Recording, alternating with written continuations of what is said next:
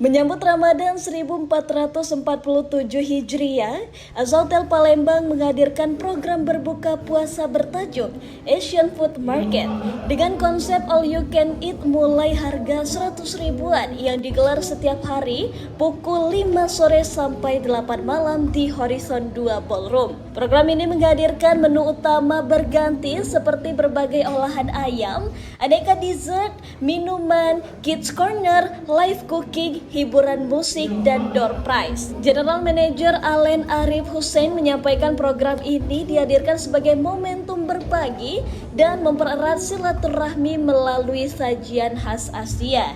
Dengan tarif early bird 100.000 net per orang hingga 21 Februari 2026 dan harga reguler 115.000 net per orang plus promo pesan 10 gratis 1.